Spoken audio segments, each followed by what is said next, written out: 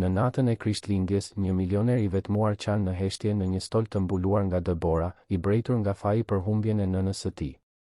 Gjithçka ndryshon kur një djalë I vogël I afrohet dhe, me një gjest të thjeshtë, I ofron t'i jap hua nënën e tij për një përqafim dhe një çokoladë të ngrohtë.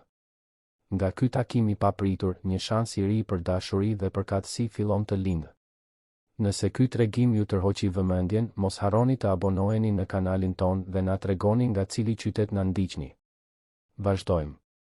Ju premtoj se ky do të jetë tregimi më I bukur që keni dëgjuar ndonjëherë në jetën tuaj. Shiu binte rënd mbi rrugët e Tiranës atë pasdite të hirtë qershori. Qielli I ngarkuar dukej se pasqyronte trishtimin që kishte pushtuar Elirën, ndërsa mbante fort dorën e vogël dhe të ftohtë të së bijës, Borës.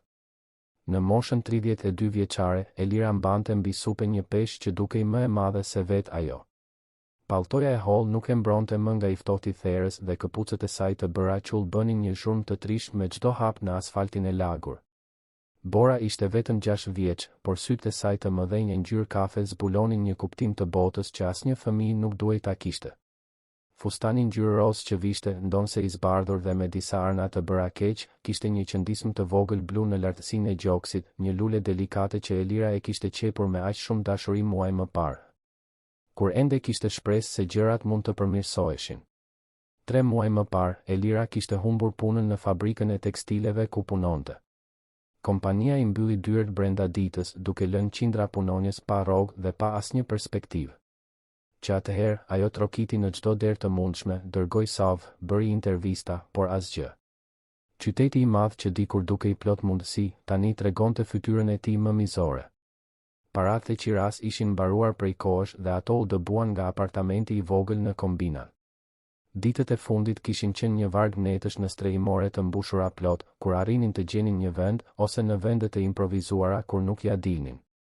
Atë pasdite, pas një tjetër refuzimi në një intervistë pune, Elira ecte pa drejtim nëpër zonën e bllokut, një lagje që dukej sikur I përkiste një planeti tjetër. Vitrinat vezulluese të dyqaneve firmato, makinat e shtrenjta që kalonin, njerëzit elegant që hynin e dilnin nga restorantet luksoze. E gjithë kjo dukej se tallte situatën e saj. Shiu u intensifikua dhe Bora filloi të dridhej. Elira shikoi rreth e rrotull e dëshpëruar, duke kërkuar një vend ku mund të strehoheshin, qoftë edhe për disa minuta. Ishte atëherë që sytë e saj u ndalën mbi një kafene të sofistikuar, me tavolina jashtë të mbrojtura nga një tendë e gjerë. Pjesa më e madhe e tavolinave ishin bosh për shkak të motit, por në njërin prej tyre, një burr ishte ulur I vetëm. Elira hezitoi. E dinte se nuk ishte e mirëpritur në atë lloj vendi. Rrobat e saj të qullosura dhe të vjetruara, pamja e saj e lodhur, gjithçka bërtiste se ajo nuk I përkiste asaj bote. Por Bora të shtiu lehtë dhe kjo mjaftoi për të mposhtur çdo frikë. Elira ishte nën para çdo gjëje tjetër dhe shëndeti I së bijës vinte në radhë të parë. U afrua ngadalë te tavolina, duke mbajtur Borën për dorë. Burri ishte imponues edhe I ulur. Duhet të ishte rreth 55 vjeç, ndoshta 60. Flokë të thinjur të krejur në mënyrë perfekte, kostum I qepur me porosi në ngjyrë gri të errët dhe një shprehje në fytyrë që përcillte autoritet dhe distancim. Elira vuri re atëherë karrocën e invalidëve, një model qartësisht I sofistikuar, me detaje kromi dhe teknologji që ajo nuk e kishte parë kurrë më parë. Dukej më shumë si një zgjatim luksi se sa një nevojë. Me zërin që I dridhej, Elira foli: "Ju lutem, zotëri, më falni që ju shqetësoj. E di që nuk duhet të isha këtu, por vajza ime ka shumë ftohtë dhe shiu nuk po pushon. A mund të qëndrojmë vetëm disa minuta në tendë, sa të kaloj pak shiu? Nuk do t'ju bezdisim, ju premtoj." Burri ngriti syt nga tableti që mbante në dorë. Vështrimi I tij ishte I ftohtë, llogaritës. Ai e vlerësoi nga kokat e këmbët në pak sekonda, pastaj shikoi Borën. Nuk tha asnjë fjalë. Thjesht bëri një shenjë diskrete me dorën e djathtë dhe menjëherë një grua rreth të 40, e veshur me një xhaketë blu të errët pa asnjë rrull, u afrua. Ishte Valbona, asistentja e tij personale. "Valbona, zgjidhe këtë", tha burri me një zë të thellë dhe indiferent, si dikush që kërkon të hiqet plera nga përpara. Valbona e shikoi Elirën me një përzierje keqardhjeje dhe përbuzjeje. "Zonjë, kjo është një zonë për klientët. Ju duhet të largoheni. Nëse doni, ka një strehimore publike rreth 3 bloqe larg prej këtu." Elira ndjeu poshtërimin ti DJ në gjoks. E njihte mirë atë vështrim. Kishte parë kaq shumë të tillë. Por nuk mund të dorëzohej. Jo kur Bora ishte aty duke u dridhur me buzët që fillonin t'i mavijoseshin nga i ftohti. Ju lutem, këmbënguli Elira duke e parë drejt për drejt burrin, vetëm sa të paksohet shiu. Vajza ime është ngrirë. Burri pshertiu me padurim. Nxori portofolin nga xhepi i brendshëm i palltos dhe nxori disa kartëmonedha 5.000 lekëshe. Ja zgjati parat Elirës pa e parë. Merri. Bli një pallto fëmijës dhe largohuni. Elira ndjeu indinjatën t'i ngrijej si një val. U tërhoq një hap prapa duke ngritur kokën. Nuk i dua parat tuaja, tha me vendosmëri. Nuk po kërkoj lëmosh. Po kërkoj pak njerëzillë. Vetëm disa minuta strehim. Kjo është ajo që po kërkoj. Mëshirë. Për herë të parë, burri dukej se e shikoi vërtet. Kishte diçka në atë vështrim të Elirës, një dinitet i plagosur por jo i thyer, që e bëri të hezitonte për një fraksion sekonde. Por ishte vetëm një çast. Ai i futi parat përsëri në portofol dhe ja ktheu vëmendjen tabletit. Ishte në atë moment që Bora, e cila deri atëherë kishte qëndruar e qetë pranë SM-s, vuri re diçka në tavolinë. Kishte një tort ditëlindjeje, qartësisht e sofistikuar, me shtresa kremi të bardhë dhe detaje të vogla delikate blu. Por ajo që i tërhoqi vëmendjen vajzës ishte një lule e vogël prej sheqeri në majë të tortës. Një lule e vogël blu, identike me qëndismën që ajo kishte në fustan. Sytë e Borës u ndriçuan. Lëshoi dorën e SM-s dhe, me pafajësinë që vetëm fëmijët e kanë, u afrua te tavolina. Shiko, mami, foli me zërin e hollë dhe plot magjepsje duke treguar tortën. Është njësoj si lulja ime. Elira u tmerrua. Bora, jo, eja këtu, e thiri me zë të ullët, duke u përpjekur ta tërhiqte të bien pas. Por vajza ishte tashmë pranë tavolinës, duke parë e mahnitur tortën. Burri, i cili ishte gati të urdhëronte Valbonën t'i largonte përfundimisht të dyja, ndaloi. Sytë e tij u fiksuan te lulja e vogël blu në fustanin e Borës. Pastaj te torta. Pastaj përsëri te fustani. Diçka ndryshoi në shprehjen e tij. Ngjyra i u zhduk nga fytyra për një çast. Valbona u hodh përpara, zoti Artan, por ai ngriti dorën duke e ndërprerë. Zëri i tij doli ndryshe, më i ulët, pothuajse i dridhur. Ku e ke gjetur këtë fustan? Elira, e hutuar dhe ende në mbrojtje, u përgjigj, unë vet e bëra qëndismën. Pse? Jo, tha Artani, ende duke ngulur sytë të lulja. Jo të gjithë fustanin. Atë qëndismë. Atë model. Nga ka ardhur? Elira rudhi vetullat. Unë e bëra, ju thash. E kopjova nga një foto e vjetër që kisha kur isha e vogël. Ishte një vizatim që gjyshja ime thoshte se i pëlqente mamas sime. Diçka shpërtheu në gjoksin e Artanit. Ai vizatim. Ajo lule e thjesht, me 5 petale të rumbullakta dhe një mes të vogël. Ai e njihte atë vizatim. E njihte shumë mirë.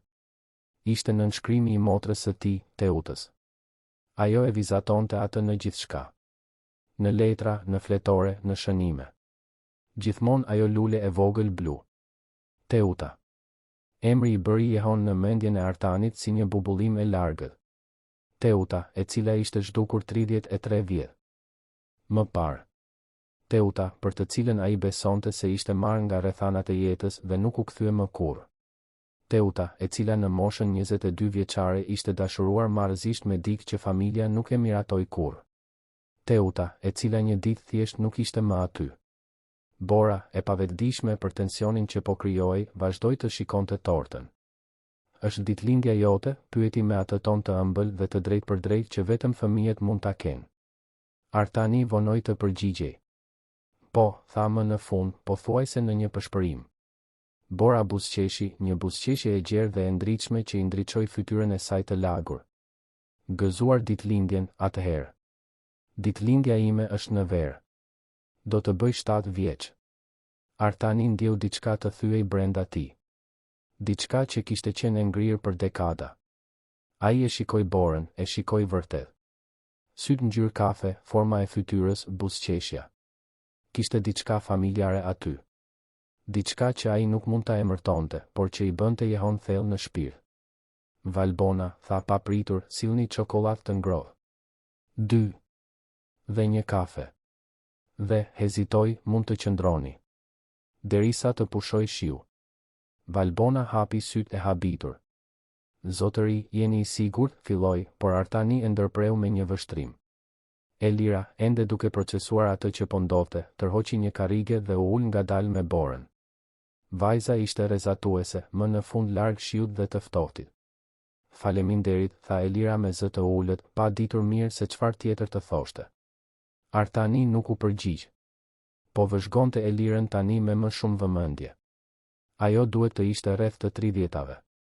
Flokë gështenjë të errët, sy të mëdhenj, tipare delikate pavarësisht lodhjes së dukshme.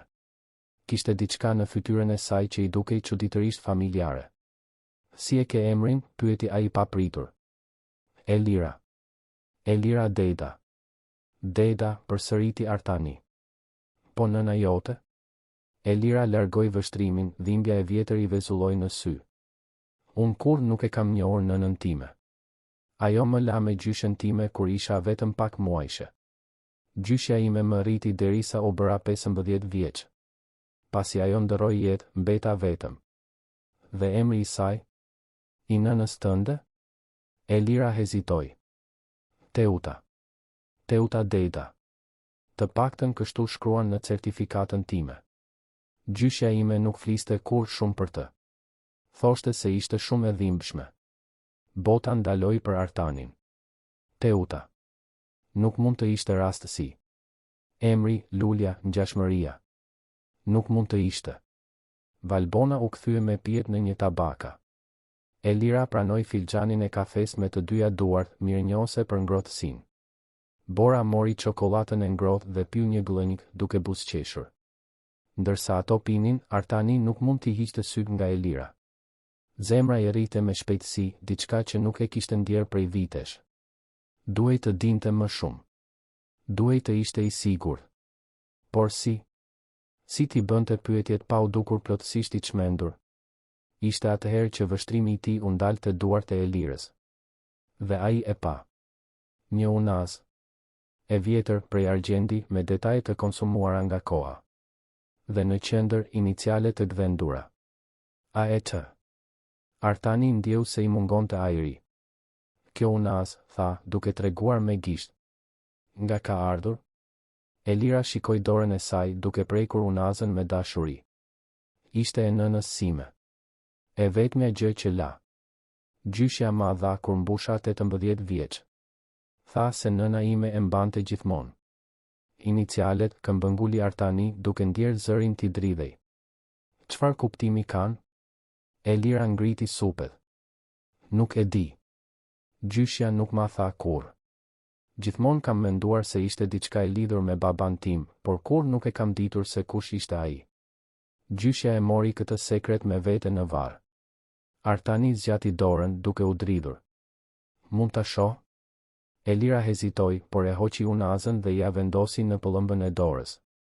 Artani e mbajti bizhuterinë e vogël sikur të ishte gjëja më e çmuar në botë. Kaloi gishtin mbi inicialet. AET Artan dhe Teuta. Ajo unaz. Ai e mbante mend. Ishte unaza e premtimit që ai kishte dhënë Teutës kur ajo bëri 21 vjeç. Një dhuratë nga vëllai i madh për motrën e vogël. Ajo ishte betuar se nuk do ta hiqte kurrë. Artani mbylli syt. Kujtimet erdhën si një rrëke. Teuta duke qeshur në kopshtin e shtëpisë së vjetër. Teuta duke thënë se ishte dashuruar. Teuta duke qarë kur babai i tyre refuzoi të pranonte marrëdhënien. Teuta duke thënë se do të largohej, se do të jetonte jetën e saj, se do të ishte e lumtur. Dhe pastaj, heshtja. Letrat e kthyera. Telefonat që nuk përgjigjeshin.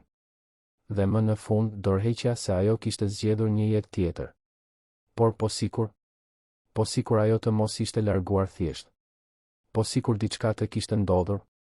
Po sikur ajo të kishte pasur një vajzë. Këtë vajzë. Artani hapi syt dhe ja ktheu unazën Elirës.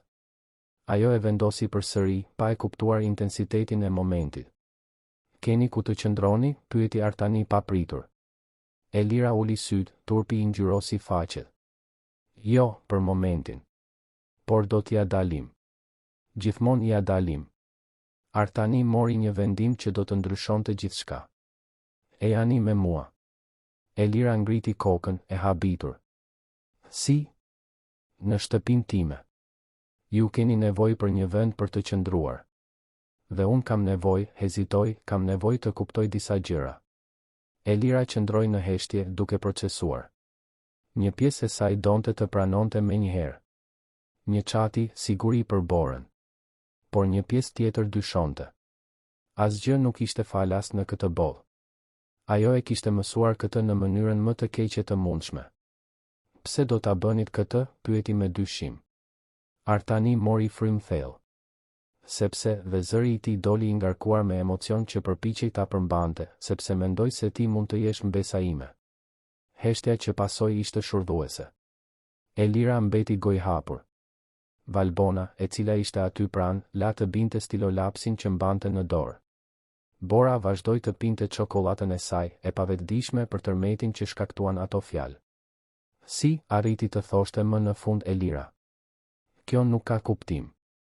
Artani shpjegoi duke zgjedhur fjalët me kujdes. Unë kisha një motër. Teutën. Ajo u zhduk më shumë se 30 vjet më parë. Herën e fundit që e pash, ishte 22 vjeç. Ajo mbante këtë unaz. Dhe vizatonte këtë lule në gjithçka. Elira ndjeu lotët t'i digjnin në sy. Nëna ime. Ju e keni njohur nënën time? Unë isha vëllai i saj. Nëse ti je vajza e Teutës, atëherë ti je mbesa ime. Dhe kjo vajzë, shikoj Borën, është stërmbesa ime. Elira nuk mund ta procesonte. Ishte tepër. E gjithë kjo ishte e pamundur. Ajo kishte kaluar gjithë jetën pa familje, pa rënjë, pa i përkitur askujt. Dhe tani, ky burr po thoshte se ajo kishte një daj. Se ajo kishte gjak. Se ajo nuk ishte vetëm. Por mund të ishte gënjeshtër. Mund të ishte rastësi. Mund të ishte një mashtrim, megjithse ajo nuk mund ta imagjinonte se çfarë lloj mashtrimi do të ishte ky. Instinkti i saj bërtiste se kishte të vërtet aty, por mendja e saj racionale kërkonte kujdes. Duhet të jemi sigurt, tha Artani, sikur t'i lexonte mendimet. Do të kërkoj një test ADN. Nëse konfirmohet, ti dhe Bora do të keni gjithçka që ju nevojitet. Por duhet ta di të vërtetën. Elira tundi kokën ngadalë. Në rregull. Edhe unë duhet ta di. Artani mori celularin dhe bëri një telefonat. Valbona, ende në shok, vëzhgonte gjithçka pa besuar. Pas pak minutash, një makinë e zezë dhe luksoze ndaloi përballë kafenes. Shoferi zbriti dhe hapi dyert. Eja, tha Artani, duke manovruar tashmë karrocën e tij drejt makinës së përshtatur. Elira mori Borën në krah dhe e ndoqi. Vajza, e përgjumur pas çokoladës së ngrohtë, mbështeti kokën në shpatullën e së-ës. Valbona shkoi pas, takat e saj trokisnin ritmikisht në trotuarin e lagur. Brenda në makinë, heshtja ishte e dendur. Elira shikonte nga dritarja, duke parë qytetin të kalonte. Bora flinte e qetë në prerin e saj. Valbona shtypte furishëm në celular, qartësisht e shqetësuar. Dhe Artani shikonte përpara, i humbur në mendime dhe kujtime të një motre që besonte se e kishte humbur përgjithmonë. Vila ndodhej në një kompleks të mbyllur në zonën e Lundrës. Kur kaluan portat e sigurisë dhe hynë në pronë, Elira ndjeu se po hynte në një botë tjetër. Shtëpia ishte e pamas, moderne, me dritare të mëdha xhami dhe kopshte të kuruara në mënyrë të përsosur. Ishte lloji i vendit që ajo shihte në revista, por kur nuk e kishte imagjinuar se do të shkelte. Makina ndaloi përballë hyrjes kryesore. Artani zbriti i pari, karroca e tij rrëshiste butësisht mbi dyshemen e mermer. Një shërbëtore me uniform u shfaq menjëherë. Fatime, tha Artani, përgatit dhomën e miqve në katin e 2. Dhe lajmëro kuzhinën se do të kemi 2 persona për darë. Po, zoti Artan, u përgjigj Fatimja, por vështrimi i saj kureshtar nuk i shpëtoi Elirës. Brenda në shtëpi, Elira u ndje plotësisht jashtë vendit të saj. Gjithçka ishte e madhe, luksoze, frikësuese. Muret ishin zbukuruar me vepra arti që me siguri kushtonin më shumë se sa do të fitonte ajo në një jetë të tërë. Llambadari në hyrjen kryesore dukej se kishte 1 milion kristale. Bora u zgjua dhe shikoi rreth e rrotull me sy të zgurdulluar. Mami, pëshpëriti, është një kështjell. Elira nuk mundi ta shmangte një buzëqeshje të trishtë. Diçka e tillë, bia ime. Valbona i udhëhoqi deri në katin e dytë, ku ndodhej dhoma e miqve. Dhoma ishte më e madhe se i gjithë apartamenti ku ato jetonin më parë. Kishte një krevat doppio gjigant, një banjo private, një balkon me pamje nga kopshti. Mund të pushoni këtu, tha Valbona me një zë profesional, por me një vështrim që e bënte të qartë mosmiratimin e saj. Darka do të shërbehet në orën 8. Dikush do të vijë t'ju marrë. Faleminderit, tha Elira. Valbona doli, duke mbyllur derën me më shumë forcë se sa duhej. Elira u ul në krevat me Borën. Vajza po eksploronte dhomën, duke hapur dollapët, duke prekur perdet e buta. Elira, nga ana tjetër, ndihej e ndarë mes lehtësimit që kishte një vend të sigurt dhe të ngrohtë për të bien dhe frikës se çfarë do të thoshte e gjithë kjo. Po sikur të ishte e vërtet? Po sikur ajo të ishte vërtet mbesa e atij burri? Po sikur më në fund, pas një jete të tërë, ajo të kishte gjetur një pjesë të familjes që nuk e dinte se ekzistonte? Por po sikur të mos ishte? Po sikur të ishte gjithçka një keqkuptim mizor? Po sikur testi i Adnës të kthehej negativ? Ato do të ishin përsëri në rrugë, vetëm se këtë herë, pasi të kishin shijuar pak nga ajo që mund të kishte qenë. Elira u shtri në krevat dhe e tërhoqi Borën pranë vetes. Vajza u struk, e lumtur dhe e ngrohtë. Mami, murmuriti e përgjumur, ai zotëria është i mirë. Ai ka një tort shumë të bukur. Elira i puthi ballin së bijës. Po, dashuria ime. E ka vërtet. Dhe ndërsa Bora flinte përsëri, Elira mbeti duke parë tavanin e lartë dhe të zbukuruar, duke pyetur veten se si jeta e saj kishte ndryshuar kaq shumë brenda pak orësh. Nga shiu i ftohtë dhe dëshpërimi në atë dhomë luksoze. Nga braktisja në mundësinë e përkatësisë. Poshtë, në zyrën e tij, Artani mbante një fotografi të vjetër. Në të dy të rinj i buzëqeshnin kamerës. Ai, rreth të 20-tave, i fortë dhe plot ëndra. Dhe ajo, Teuta, me 18 vitet e saj, e bukur dhe plot jetë, duke mbajtur unazën që ai kishte dhënë, me atë buzëqeshje që ndriçonte çdo ambient. Ai kaloi gishtin mbi imazhin e zbehur. Teuta, pëshpëriti, ku shkove? Çfarë ndodhi me ty? Dhe për herë të parë në dekada, Artan gjata qau. Elira u zgjua e trembur në mes të natës, e çorientuar. Për një moment, nuk e dinte se ku ishte. Dysheku ishte tepër i butë, çarçafët kishin një aromë livandoje që ajo nuk e njihte. Pastaj kujtesa i u kthye si një val. Kafeneja. Artani. Mundësia e pamundur për të gjetur një daj që nuk e dinte se ekzistonte. Shikoi anash dhe pa Borën duke fjetur thellë, fytyra e saj e qetë e ndriçuar nga drita e butë e hënës që hynte nga dritarja. Elira u ngrit me kujdes për të mos e zgjuar të bien dhe eci drejt balkonit. Pamja ishte mahnitëse. Kopshti i ndriçuar nga drita strategjike, pishina që shkëlqente si një xhevahir blu në errësirë dhe përtej, dritat e qytetit që vezullonin në largësi. Ajo përqafoi trupin e saj duke ndjerë të ftohtin e agimit. Kishte bërë një dush të ngrohtë para darkës, uji i parë i ngrohtë në javë, dhe tani vishte një robdishan të butë që gjeti në banjo. Duke jo reale. Gjithçka duke jo reale. Darka kishte qenë e çuditshme dhe e tensionuar. Artani hëngri në heshtje, duke e vëzhguar me atë vështrim depërtues që e bënte të ndihej në siklet. Bora, përkundrazi, ishte e magjepsur me gjithçka. Ushqimi i shijshëm, pjatat e bukura, tavolina e madhe. Ajo kishte biseduar gjallërisht për gjithçka dhe asgjë, dhe Elira vuri re se si fytyra e Artanit zbutet sa herë që vajza fliste. Valbona, megjithatë, ishte një histori tjetër. Asistentja ishte bashkuar me ta për darkë me kërkesë të Artanit dhe gjatë gjithë vaktit lëshoi vështrime dyshuese dhe armiqësore ndaj Elirës. Ishte e qartë se ajo nuk e miratonte situatën. Elira nuk e fajsonte. Në fakt, nga këndvështrimi i kujtdo, e gjithë kjo dukej shumë e dyshim. Një grua e pastre shfaqet nga hiçi me një histori të përshtatshme dhe papritur po jeton në vilën e një prej burrave më të pasur të Tiranës. Elira u mbështet në parmakët e balkonit dhe pshertiu. Nesër do të bënin testin e ADN-s. Një teknik do të vinte në mëngjes për të mbledhur mostrat. Dhe pastaj do të ishte vetëm çështje pritjeje. 5 ditë, kishte thënë Artani. Në 5 ditë do të dinin të vërtetën. Por po sikur e vërteta të mos ishte ajo që priste? Po sikur testi të kthehej negativ? Ajo do të dëbohej prej andej, pa dyshim. Dhe do të ishte përsëri në pikën 0, vetëm se këtë herë me zemrën e thyrë nga një shpresë që e pati dhe e humbi. U kthye brenda dhe u shtri pranë Borës, duke e tërhequr vajzën pranë vetes. Duhej të flinte. Nesër do të ishte një ditë e gjatë. Të nesërmen në mëngjes, Elira u zgjua nga tingulli i butë i trokitjeve në derë.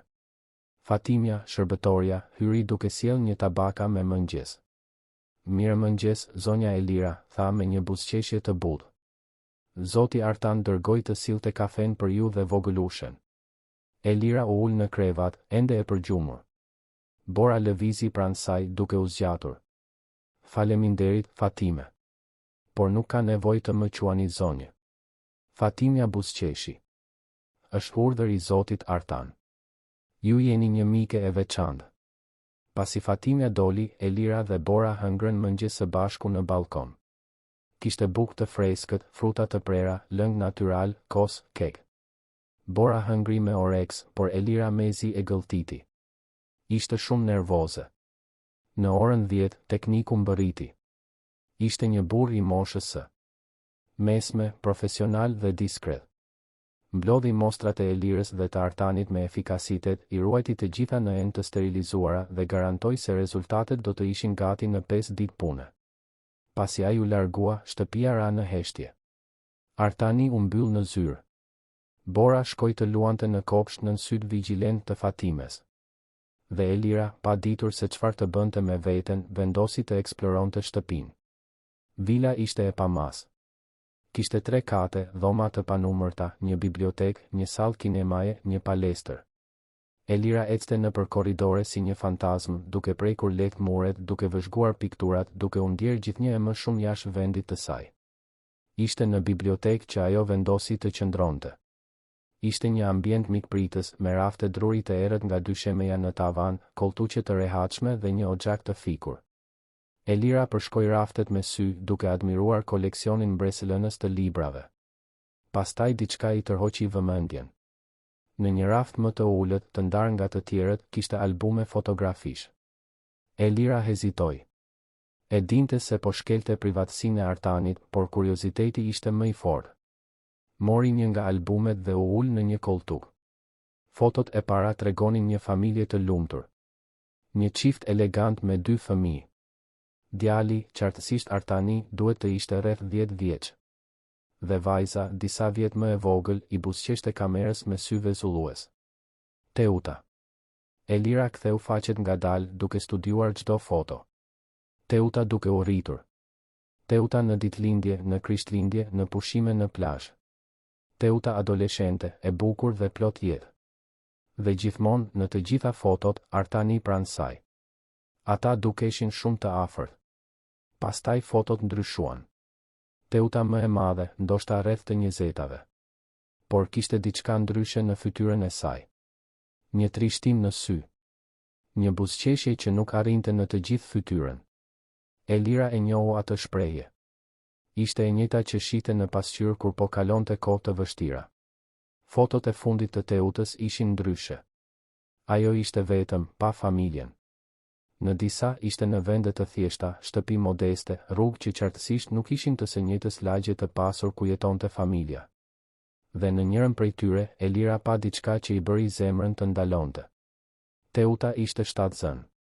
Fotoja tregonte Teutën anash, një dorë në barkun e rrumbullakosur, një buzëqeshje e vogël por e sinqert në buzë. Elira mori foton dhe e afroi pranë fytyrës. Barku. Teuta ishte shtatzën. Dhe nga madhësia, duhet të ishte rreth 7 ose 8 muajshe. Do të ishte ajo. Ai fëmijë do të ishte Elira. Me duart që i dridheshin, Elira kërkoi më shumë foto. Por nuk kishte asnjë pas asaj. Ishte sikur historia e Teutës të kishte mbaruar aty. Elira mbylli albumin dhe e përqafoi kundër gjoksit. Lotët filluan t'i rridhnin në përfaqe. Nëna e saj. Ajo po shikonte nënën e saj. Një grua që nuk e kishte njohur kurrë, që e la, që u zhduk. Por në atë foto, shtatzën dhe duke buzëqeshur, Teuta dukej e lumtur. Dukej se po priste për të. Çfarë ndodhi? Pëshpëriti Elira në zbrazët e tij. Pse më le? Ishte atëherë që dëgjoi zërin pas saj. Gjete diçka interesante? Elira u kthye shpejt duke fshirë lotët. Valbona ishte në derën e bibliotekës, krahët e kryqëzuar, shpreha e ashpër. Unë më fal, nuk duhej të prekja, belbëzoi Elira, duke u ngritur dhe duke e vendosur albumin përsëri në rraf. Valbona hyri në dhomë, takat e saj trokisnin në dyshemen e drurit. Dëgjo, Elira, do të jem e drejt për drejt me ty, nuk e besoj gjithë këtë histori. Më duket shumë e përshtatshme. Një grua e pastrej që shfaqet nga hiçi me një histori se është e afërmja e burrit më të pasur që gjen në rrugë. Elira ndjeu zemërimin të vlonte. Ti mendon se unë e shpika gjithë këtë? Unazën, qëndismën, emrin e nënës sime? Valbona ngriti supet. Informacioni është i lehtë për t'u marrë sot. Disa kërkime në internet, disa pyetje të duhura dhe mund të ndërtosh një histori bindëse. Elira bëri një hap përpara, grushtet e shtrënguara. Unë nuk kam gënjur. Dhe nëse do të më njihje sadopak, do ta dije se kur nuk do ta përdorja vajzën time për një mashtrim. Kur? Valbona e nguliti me sytë si akull. Do të shohim se çfarë thot Adnia.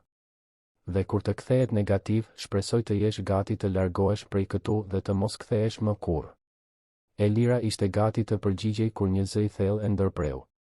Valbona, mjaft. Artani ishte në hyrje të bibliotekës, karroca e tij e ndalur në prag. Fytyra e tij ishte serioze, por kishte një qortim të qartë në zërin e tij. Valbona u kthye nga ai. Zoti Artan, unë vetëm po mbroj interesat tuaja. Unë di të kujdesem për interesat e mia, faleminderit, u përgjigj Artani. Elira është mikja ime. Do të trajtohet me respekt sa të jetë nën çatin time. Valbona hapi gojen për të argumentuar, por vështrimi i Artanit e bëri të heshte. Ajo tundi kokën me ngurtësi dhe doli nga dhoma, por jo pa lëshuar një vështrim të fundit paralajmërues ndaj Elirës. Kur mbetën vetëm, Artani pëshertiu. Më fal për Valbonën. Ajo është shumë mbrojtëse. Punon me mua prej 15 vjetësh. Elira u ul përsëri, e raskapitur nga konfrontimi. Ajo nuk më beson. Ajo nuk i beson askujt, e korrigjoi Artani. Është pjesë e punës së saj. Dhe duke marrë parasysh sa herë njerëzit janë përpjekur të përfitojnë nga unë gjatë viteve, nuk mund ta fajsoj plotësisht. Ai manovroi karrocën më afër. Por unë nuk jam ajo. Dhe sa do e vështirë të jetë për mua ta pranoj, ka diçka te ti që më thotë se po thua të vërtetën. Elira e shikoi. Çfarë ndodhi me Teutën? Si u zhduk? Artani qëndroi në heshtje për një moment të gjatë. Më në fund, filloi të fliste, zëri i rënduar nga kujtimet dhe pendimi. Teuta ishte 8 vjet më e vogël se unë. Gjithmonë kemi qenë të afërt. Unë e mbroja nga gjithçka, ose të paktën përpiqesha. Prindërit tanë ishin të rrept, tradicional. Kishin plane për jetën tonë. Për mua, të merja përsipër bizneset e familjes. Për Teutën, të martohej mirë dhe të ishte gruaja perfekte e ndonjë biznesmeni të zgjedhur. Ai ndaloi, sytë e humbur në të kaluarën. Por Teuta ishte kokfort. Kishte një shpirt të lirë që nuk përshtatej me pritshmëritë e tyre. Kur ishte 22 vjeç, njohu dik. Një burr që punonte në një nga fabrikat tona. Ishte përgjegjës prodhimi. Një njeri i mirë, punëtor, i ndershëm. Por për prindërit tanë, ishte e papranueshme. Nuk ishte i nivelit ton shoqëror. Elira dëgjonte në heshtje, e hipnotizuar nga historia. Teuta u dashurua marrëzisht, vazhdoi Artani. Dhe ai me të. Ata takoheshin fshehurazi. Unë e dija, por e mbaja sekretin. Mendoja se meritonin një shans për të qenë të lumtur. Por babai ynë e zbuloi. Pati një shef të tmerrshëm. Ai i dha një ultimatum Teutës, ose do t'i jepte fund marrëdhënies, ose do të shpronsohej dhe do të dëbohej nga shtëpia. Dhe ajo zgjodhi dashurinë, pëshpëriti Elira. Artani tundi kokën, dhimbja e dukshme në fytyrën e tij. Ajo u largua nga shtëpia atë natë. Mori vetëm një valixhe. U përpoqa ta bëja të qëndronte, i thash se do të flisja me baban ton, se do të gjenim një zgjidhje. Por ajo ishte e vendosur. Tha se do të jetonte jetën e saj, sipas mënyrës së saj. Dhe u largua. Dhe ju nuk e pat më kur? U përpoqa, tha Artani, zëri i mbytur. Shkova. Pas saj. Zbulova se po jetonte me atë burr në një shtëpi të thjeshtë në kombinat. Por kur arrita atje, javë më vonë, shtëpia ishte bosh. Fqinjet thanë se ishin shpërngulur. Nuk lan adresë. U përpoqa të kontaktoja për muaj, vite. Por ishte sikur të ishte zhdukur nga faqja e dheu. Elira ndjeu lotët të ktheheshin. Po ai burri? Çfarë ndodhi me të? Artani tundi kokën. Nuk e di. Pasi ata u zhdukën, nuk dëgjova më kur për të. E kërkova edhe atë, por ishte e kodh. Elira preku unazën në gishtin e saj. Po sikur ai të jetë baba im, është e mundur, pranoi Artani. Nëse Teuta ishte shtatzën kur u zhduk, do të kishte kuptim. Ajo do të kishte lindur ty dhe ndoshta, për ndonjë arsye, të la me nënën e saj, gjyshen që përmende. Por pse? Elira nuk mund ta kuptonte. Pse një nën do ta linte foshnjën e saj? Artani nuk kishte përgjigje. Vetëm heshtje dhe supozime. Në ditët në vijim, një rutinë e çuditshme u vendos në vil. Elira dhe Bora kishin dhomën e miqve. Bora adhuronte të eksploronte kopshtin dhe të luante në pishin nën mbikëqyrje. Elira, nga ana tjetër, kalonte orë të tëra në bibliotekë, duke kërkuar, duke lexuar, duke u përpjekur të gjente ndonjë gjurmë për të kaluarën e Teutës. Ishte në një pasdite me shi, 3 ditë pas testit të Adnës, që Elira bëri një zbulim. Ajo po shfletonte dokumente të vjetra dhe gjeti një dosje me regjistrat e punonjësve të dekadave më parë. Dhe aty ishte ai, Robert Deda, përgjegjës prodhimi, i punësuar në vitin 1990, i pushuar nga puna në vitin 1992. Elira mbajti letrën me duart që i dridheshin. Robert Deda. Deda. I njëjti mbiemër që ajo mbante. I njëjti mbiemër që përdorte gjyshja e saj. Ai duhej të ishte baba i saj. Ajo kërkoi më shumë informacion, por nuk kishte shumë. Vetëm regjistri i punësimit, data e pushimit nga puna dhe një adresë e vjetër. Por ishte diçka. Ishte një lidhje. Ja çoi dokumentin Artanit. Ai e studioi letrën në heshtje, pastaj shikoi Elirën. Robert. E mbaj mend vagëll. Gjithmonë serioz, i përqendruar në punë. Teuta fliste për të me aq shumë dashuri. Elira u ul. Artan, nëse Roberti ishte baba im dhe Teuta ishte nëna ime, çfarë ndodhi me ta? Pse më lanë me gjyshen time? Ku shkuan? Artani tundi kokën. Nuk e di, Elira. Por do ta zbulojmë.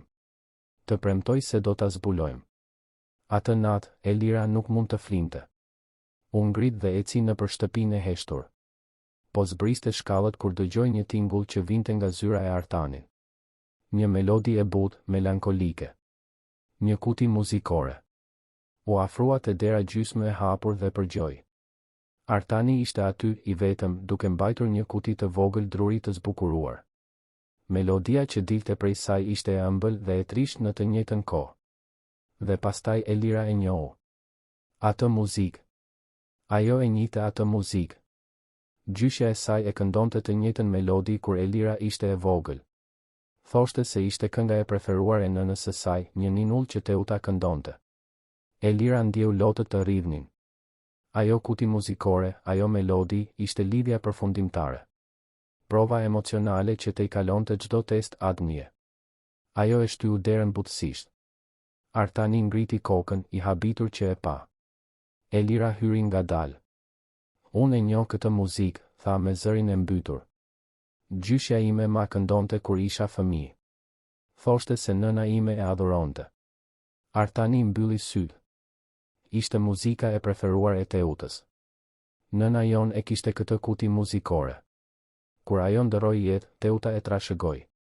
E luante gjithmonë para se të flinte. Elira u ul në karrigen përballë tij. Artan, pavarësisht se çfarë thot Adnia, unë e di të vërtetën. E ndjej. Teuta ishte nëna ime. Unë jam mbesa jote. Artani hapi sytë dhe për herë të parë, Elira pa lot aty. Edhe unë e ndjej, Elira.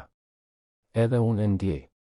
Ata qëndruan në heshtje, melodia e kutisë muzikore duke mbushur hapësirën mes tyre, duke lidhur dy breza të ndarë nga sekrete, humbje dhe heshtje që më në fund filluan të thyeshin.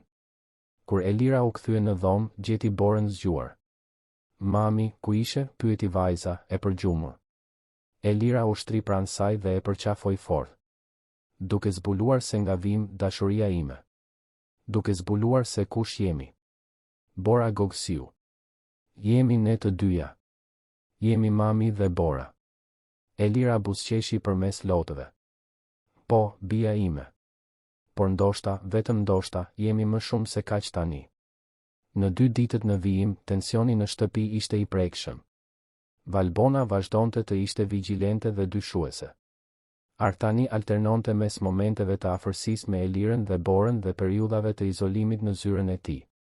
Elira eksploronte çdo cep të vilës duke kërkuar më shumë gjurmë, më shumë përgjigje. Ishte Fatimja ajo që, pa dashje, ofroi një tjetër pjesë të enigmës. Një mëngjes, ndërsa Elira po pinte kafe në kuzhinë, shërbëtorja komentoi rastësisht, kjo shtëpi gjithmonë është dukur kaq bosh. Që kur zonja Teuta u largua, nuk ka pasur më kur të njëjtën jetë. Elira u ul drejt. Ti e ke njohur Teutën? Fatimja tundi kokën duke përzier një tenxhere në sobë. Kam punuar këtu kur isha më e re. Teuta ishte një vajzë e adhurueshme. Gjithmonë e sjellshme me të gjithë, pavarësisht pozicionin.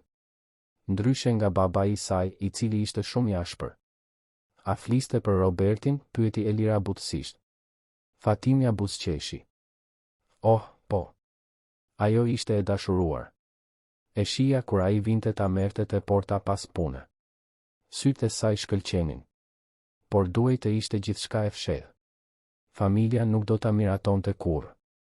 Dhe pasi ajo u largua, a e dini se çfarë ndodhi? Fatimja u bë serioze. Mora vesh nga komentet se ajo po priste një fëmijë. Por askush nuk e di se çfarë ndodhi më pas. Thjesht u zhduk. Zoti Artan nuk e kaloi kurrë. Gjithmonë e fajsonte veten se nuk e mbrojti motrën më mirë. Elira e përthithi informacionin. Çdo pjesë e historisë që zbulonte e afronte më shumë me të vërtetën, por gjithashtu ngrinte më shumë pyetje. Në ditën e 5, ditën kur do të mbërrinte rezultati i ADN-s, shtëpia u zgjua në një heshtje të tensionuar. Elira mezi hëngri. Bora, duke e ndjer ankthin e SM-s, qëndroi e qetë dhe e ngjitur pas saj. Artani u mbyll në zyrë duke pritur telefonatën nga laboratori. Valbona qarkullonte nëpër shtëpi si një skifter, gati të thoshte unë ju thash. Në orën 2 pasdite, telefoni ra. Elira ishte në kopsht me Borën kur Fatimja erdhi ta thërriste. Zonja Elira, zoti Artan dëshiron t'ju shoh në zyrë. Elira ndjeu zemrën t'i rrite me shpejtësi. I kërkoi Fatimes të qëndronte me Borën dhe eci ngadalë drejt zyrës. Çdo hap dukej se peshonte një ton. Dera ishte e hapur. Artani ishte ulur pas tavolinës së tij të madhe prej druri, një letër në dorë. Valbona ishte pranë tij, fytyra e zbedh. Elira hyri dhe mbylli derën pas vetes. Gjunjët i dridheshin. Mbërriti rezultati? Pyeti, megjithse tashmë e dinte përgjigjen. Artani tundi kokën ngadalë. Po. Mbërriti. Heshtja që pasoi zgjati një përjetësi. Elira nuk mund të merrte frym. E gjithë jeta e saj varej nga ai rezultat. Familje apo braktisje. Përkatësi apo refuzim. E vërtet apo gënjeshtër. Artani ngriti sytë dhe ajo që Elira pa aty i bëri zemrën të shtrëngojë. Nuk ishte zemërim, as zhgënjim. Ishte emocion i pastër dhe dërmues. Elira, tha ai, zëri i dridhur, ti je mbesa ime. ADN-ja e konfirmon me 99 presje 9% siguri. Ti je. Vajza e Teutës. Dyshemeja dukej se u zhduk nën këmbët e Elirës. Ajo i dëgjoi fjalët, por ju deshën disa sekonda për t'i procesuar. Mbes. Vajza e Teutës. Familje. Lotët erdhën, të pandalshëm. Elira mbuloi fytyrën me duar dhe qau me dënes. Të gjitha emocionet që kishte mbajtur, të gjitha vitet e vetmisë, të mos i përkiste askujt, të ishte një jetime pa rënje, gjithçka doli në sipërfaqe në të njëjtën kohë. Artani manovroi karrocën deri tek ajo dhe, për herë të parë, i preku dorën. Mirë se erdhe në familje, Elira. Valbona, në sfond, u kthye dhe doli nga dhoma pa thënë asnjë fjalë. Por Elira as nuk e vuri re. Ajo ishte rrëzuar në dy sheme, duke qarë, duke mbajtur dorën e dajës së saj, më në fund duke gjetur vendin ku gjithmonë duhej të kishte qenë. Dhe jashtë, Bora luante në kopsht, e pavetdijshme për faktin se jeta e saj, ashtu si ajo e nënës së saj, kishte ndryshuar përgjithmonë. Ditët pas konfirmimit të Adnës ishin një mal me emocione për Elirën. Nga njëra anë, ishte gëzimi dërmues i gjetjes së familjes, i të diturit se kush ishte dhe nga vinte. Nga ana tjetër, ishte një pafundësi pyetjesh pa përgjigje që e torturonin çdo natë. Çfarë kishte ndodhur me Teutën? Pse e kishte lënë me gjyshen? Ku ishte Roberti? Dhe pyetja më e dhimbshme nga të gjitha, pse nëna e saj nuk u kthye kurrë për ta marrë? Artani, nga ana e tij, u transformua. Burri i ftohtë dhe i distancuar që Elira njohu në kafene i la vendin dikujt më të butë, më të pranishëm. Ai filloi t'i bënte vaktet me Elirën dhe Borën, pyeste për ditën e tyre, dëgjonte historitë e Borës me vëmendje të sinqertë. Ishte sikur konfirmimi i lidhjes familjare të kishte shembur një mur që ai kishte ndërtuar gjatë dekadave. Por jo gjithçka ishte lule. Valbona vazhdonte të ishte armiqësore, megjithse tani ishte më delikate në mosmiratimin e saj. Lëshonte vështrime të akullta, bënte komente therse të maskuara si shqetësim dhe Elira e dinte se asistentja nuk kishte hequr dorë nga fushata e saj e heshtur. Ishte në një mëngjes me diell, rreth 2 javë pas konfirmimit të Adnës, që gjërat filluan të komplikoheshin vërtet. Elira ishte në bibliotekë duke lexuar kur Valbona hyri me një dosje në dorë. Elira, tha me një zë tepër profesional për të qenë miqësor, duhet të nënshkruash disa dokumente. Elira ngriti sytë. Çfarë dokumentesh? Valbona vendosi dosjen në tavolinë. Zoti Artan po rregullon situatën tënde.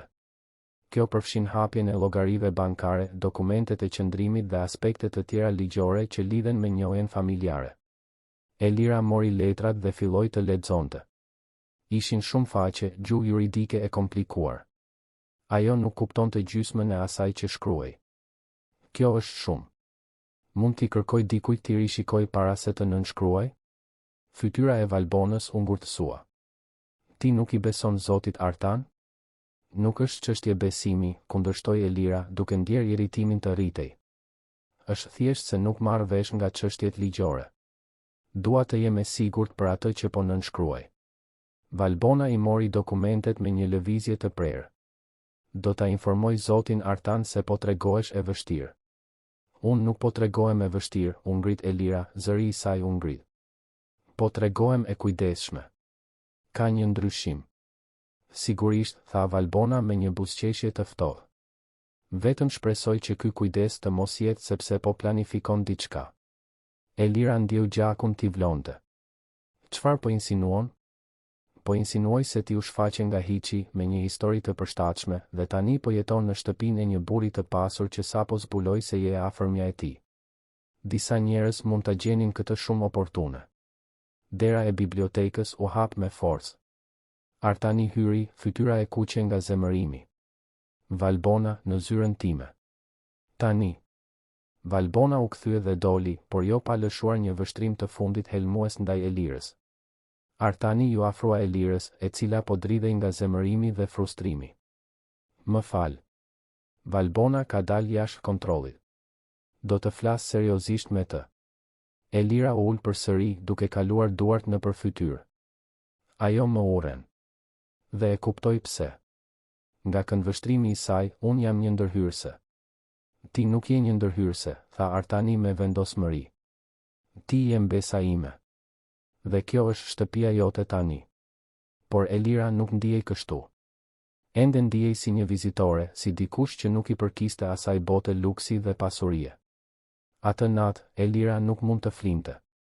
Bora flinte thellë pranë saj, por Elira ishte e shqetësuar.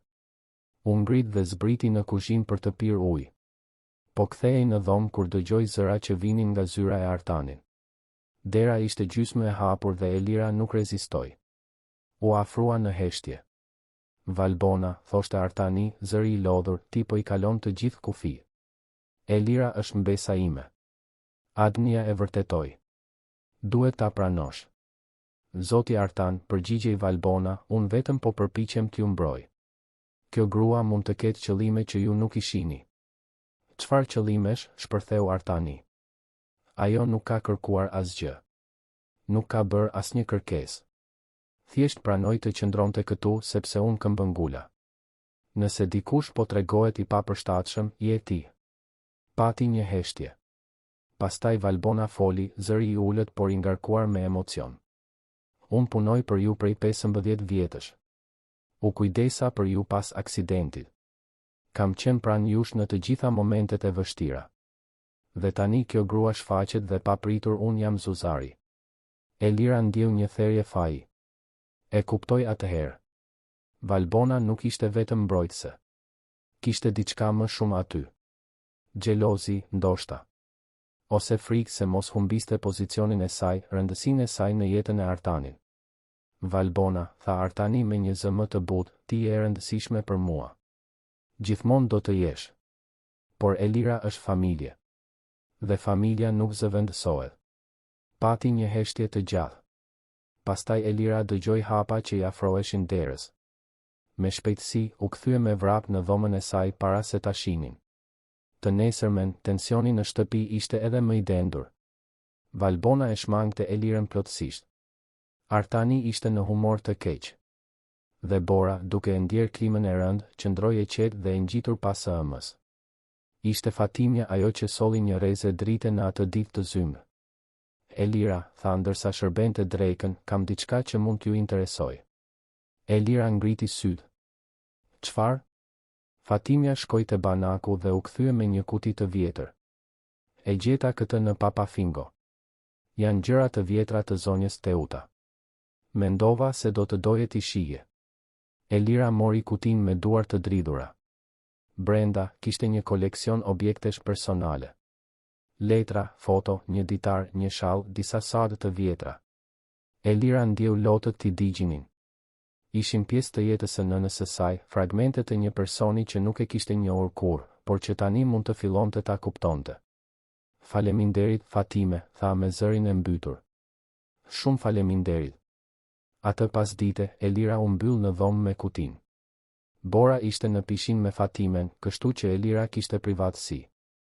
Ajo hapi ditarin e para. Faqet e zverdhura zbulonin shkrimin delikat të Teutës. Elira lexoi shënim pas shënimi, duke u zhytur në mendjen e nënës së saj. Teuta shkruante për ëndrat e saj, frikrat e saj, dashurinë e saj për Robertin. Shkruante për presionin e familjes, për mospërshtatjen me pritshmëritë, për dëshirën për më shumë nga jeta sesa. Thjesht të martohej mirë dhe të ishte një grua trofe. Dhe pastaj Elira gjeti shënimin që ndryshoi gjithçka. Ishte I datës mars 1992. Jam 7 zën. E zbulova dje. Roberti ende nuk e di. Jam e tmerruar dhe në të njëjtën kohë kaq e lumtur. Një fëmijë. Fëmia ynë. Por çfarë do të bëjmë? Nuk kemi para. Mezi paguajmë qiran. Dhe familja ime nuk do ta pranoj kurrë. Babai tha se më shpronsoj. Artani përpiqet të më ndihmoj fshehurazi, por nuk mund të varem prej tij përgjithmonë. Duhet të jem e fortë. Për veten time. Për Robertin. Dhe tani, për këtë fëmijë që po mbaj. Elira fshiu lotët dhe vazhdoi të lexonte. Shënimet e mëpasshme dokumentonin shtatzëninë e Teutës. Të përzierat e saj, shqetësimet financiare, shpresën e saj se gjithçka do të shkonte mirë. Dhe pastaj erdhi shënimi që I theu zemrën Elirës. Roberti është sëmur. Shumë sëmur. Mjekët thanë se është serioze. Ai është në spital. Nuk kemi para për trajtimin. U përpoqa t'i kërkoja ndihmë familjes sime, por babai refuzoi. Tha se unë bëra zgjedhjen time dhe tani duhet të jetoj me pasojat. Jam e dëshpëruar. Jam 7 muajsh e 7 zën dhe burri që dua po vdes. Elira ndaloi së lexuari. Babai I saj ishte sëmur. Rënd sëmur. Ajo vazhdoi, duart i dridheshin. Roberti u nda nga jeta sot. Nuk mund t'i shkruaj fjalët. Nuk mund t'a besoj se ai iku. Jemi, unë dhe fëmia, vetëm tani. Nuk di çfarë të bëj. Nuk kam askën. Vetëm nënën e Robertit, e cila është e sjellshme, por kaq e moshuar dhe e brish. Ajo ofrua të kujdeset për fëmijën pasi të lindë, sepse unë duhet të punoj. Por si do të gjej një punë duke qenë shtatzën? Si do të mbijetoj? Elira mbylli ditarin, e pa aftë të vazhdonte. Pra kjo ishte. Roberti kishte ndëruar jetë. Teuta mbeti vetëm, shtatzën, pa para, pa mbështetje. Dhe gjyshja e saj, nëna e Robertit, u ofrua të ndihmonte. Elira e kuptoi atëherë. Teuta nuk e braktisi me dëshirë. Ajo ishte vetëm, e dëshpëruar, duke luftuar për të mbijetuar. Dhe me siguri, në një moment, ju desh të merrte vendimin e pamundur për ta lënë vajzën në kujdesin e gjyshes, ndërsa përpiqej të ndërtonte një jetë.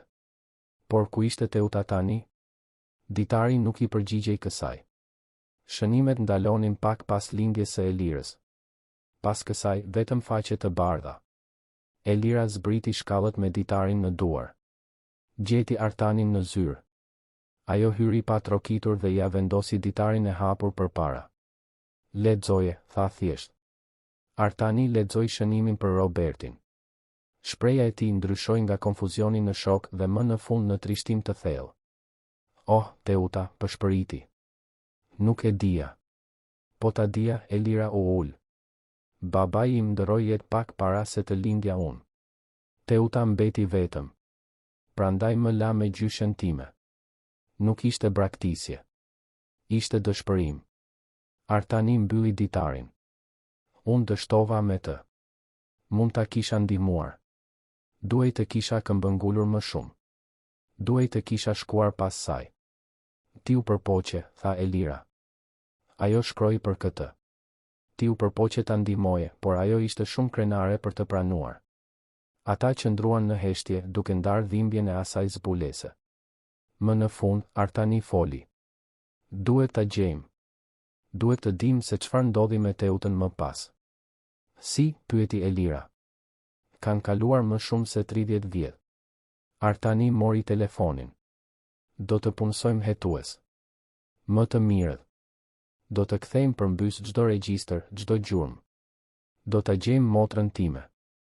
Në javët në vijim, shtëpia u shndërrua në një qendër hetimi. Artani punësoi një ekip detektivësh privat të specializuar në gjetjen e personave të zhdukur. Ata filluan të gjurmonin çdo lëvizje të Teutës pas vitit 1992. Elira, nga ana e saj, ju përkushtua bashkimit të pjesëve. Lexonte dhe rilexonte ditarin, ekzaminonte fotot, bisedonte me Fatimen për çdo gjë që ajo mbante mend nga ajo kohë. Ishte gjatë një prej këtyre bisedave që Fatimja përmendi diçka të rëndësishme. Mbaj mend që zonja Teuta kishte një shoqe shumë të ngushtë. Julinda, mendoj se ishte emri. Ato ishin të pandashme kur ishin të reja. Ndoshta ajo di diçka. Artani menjëherë i vuri hetuesit në këtë gjurmë. Gjetën 3 Julinda që kishin studiuar në të njëjtën shkollë me Teutën. E dyta ishte e duhura. Julinda Mendes, tani e martuar, banuese në Durrës. Elira dhe Artani shkuan ta vizitonin. Julinda, një grua rreth të 50-tave, e gëzuar dhe ekspansive, i priti me habi dhe kuriozitet. Kur Artani shpjegoi se kush ishin dhe çfarë po kërkonin, fytyra e Julindës u zbe. Teuta pëshpëriti. Ju po kërkoni Teutën? A e dini se ku është? Pyeti Elira, zemra i rrite me shpejtësi. Julinda u bëri shenjë të uleshin. Shpreha e saj ishte e trishtimit të thellë. Unë pata kontakte me Teutën për disa vite pasi ajo u largua nga shtëpia. Ajo po kalonte momente shumë të vështira. Roberti kishte ndërruar jetë, ajo kishte një foshnjë, po punonte në 3 punë të ndryshme për të mbietuar. Elira ndjeu një ny në fy. Ajo foshnjë isha unë. Julinda e shikoi Elirën me butësi. Po. Teuta fliste për ty me aq shumë dashuri. Por ishte kaq e lodhur, kaq e shkatëruar emocionalisht. Thoshte se nuk ishte nëna që ti meritoje, se ti ishe më mirë me gjyshen. Elira filloi të qante në heshtje. Artani i vendosi dorën në shpatull. Julinda vazhdoi. Në kontaktet e fundit që pata me të, Teuta fliste për të shkuar në provincë për të filluar një jetë të re. Thoshte se kur të ishte më mirë, kur të kishte kushte, do të kthehej për të marrë. Por pastaj, ajo thjesht ndaloi së përgjigjuri. U përpoqa ta kërkoja, por ishte sikur të ishte zhdukur. A e dini se ku shkoj? Pyeti Artani. Julinda mendoi. Ajo përmendi një qytet. Korç, mendoi. Tha se kishte gjetur një punë në një bujtin atje. Por kjo ishte më shumë se 30 vjet më parë. Nuk e di nëse është ende atje. Artani dhe Elira dolën nga shtëpia e Julindës me një gjurmë të re. Gjatë rrugës së kthimit, ata folën pak. Të dy po procesonin informacionet. Hetuesit shkuan menjëherë në Korç. Për ditë të tëra, kontrolluan regjistrat, biseduan me banorët vendas, vizituan të gjitha bujtinat e vjetra të zonës. Dhe më në fund, gjetën diçka. Teuta kishte punuar në një bujtin të quajtur Streha e Malit për gati 10 vjet. Pronarja e bujtinës, tani një zonjë 80 vjeçare, e mbante mend mirë. Ishte një vajzë e qetë, punëtore, tha zonja në telefon. Por gjithmonë e trishtuar. Sikur mbante një peshë mbi supe. Punoi këtu deri në vitin 2002. Pastaj u shpërngul. Nuk e di se ku. Hetuesit vazhduan të ndiqnin gjurmën. Regjistrat e punësimit, dokumentet e vjetra, dëshmitë. Ishte si të ndërtojë një enigmë gjigante ku mungonin shumë pjesë. Dhe pastaj, 3 muaj pas fillimit të hetimeve, një nga detektivët i telefonoi Artanit. Kemi diçka, tha ai. Teuta dejta. Gjetëm regjistrimet të saj në Voskopoj. Është atje që nga viti 2003. Elira ndjeu botën të rrotulloi. Voskopoj. Nëna e saj ishte gjallë. Ishte vetëm disa orë larg. Por kur hetuesit shkuan në adresë, zbuluan diçka që do të ndryshonte gjithçka përsëri. Teuta nuk ishte atje. Sipas fqinjeve, ajo ishte larguar muaj më parë. Ishte sëmur, than ata. Shumë sëmur. Kishte shkuar në një vend ku mund të kujdeseshin për të siç duhet. Elira ndjeu panikun të rritej. Sëmur. Çfarë lloj sëmundjeje? Ku shkoj? Hetuesit thelluan kërkimin.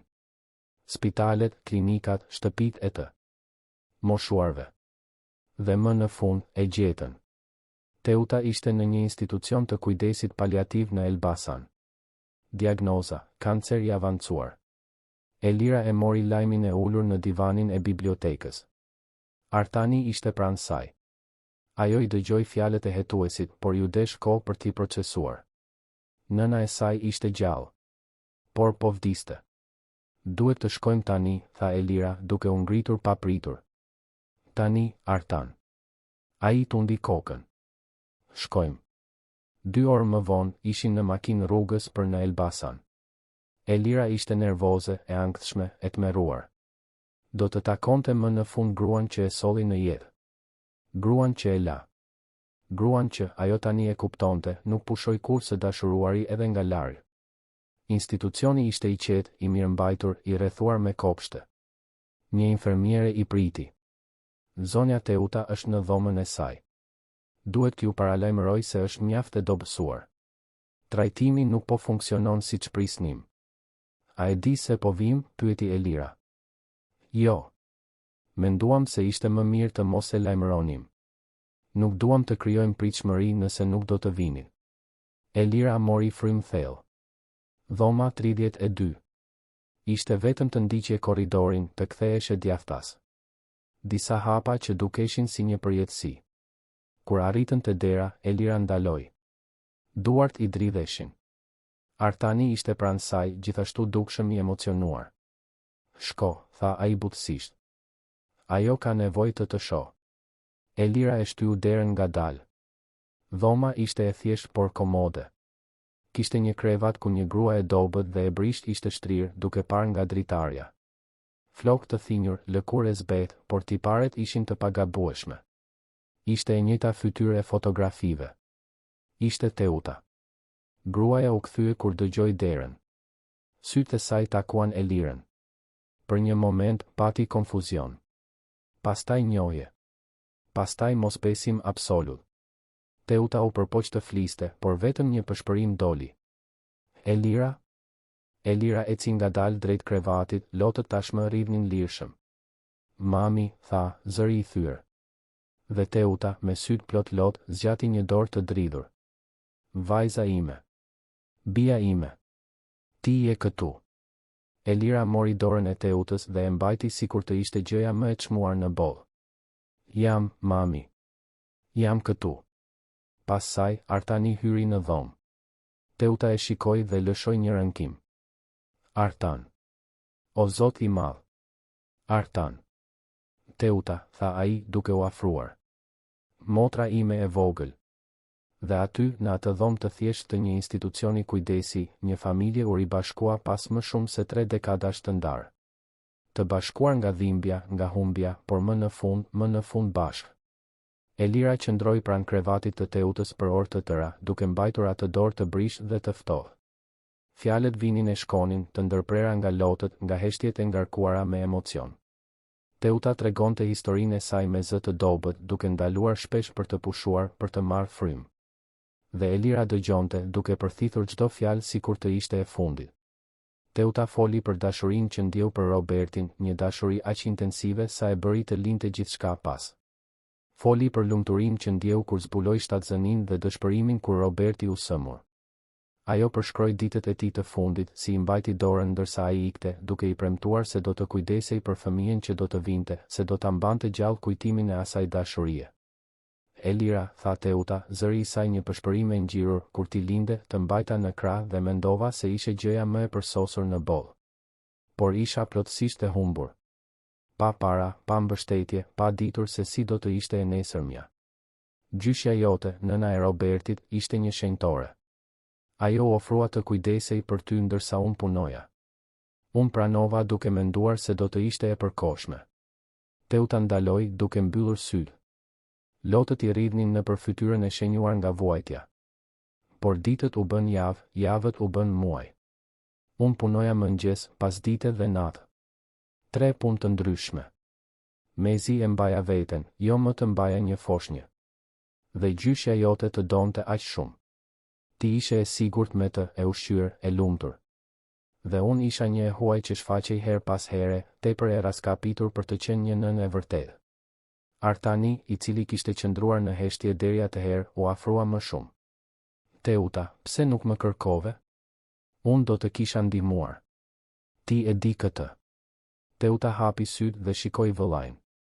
Krenaria, Artan. Krenari e pastër dhe budallaqe.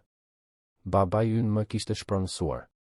Kishte thënë se unë isha e vdekur për familjen. Si mund të kthehesha duke u zvarritur, duke kërkuar ndihmë? Mendova se duhej të provoja se ja dilja vetë. Se kisha bërë zgjedhjen e duhur. Por ti nuk kishe nevojë të provoje asgjë, tha Artani, zëri i thyrë. Ti ishe motra ime. Ende je. Teuta buzëqeshi dobët.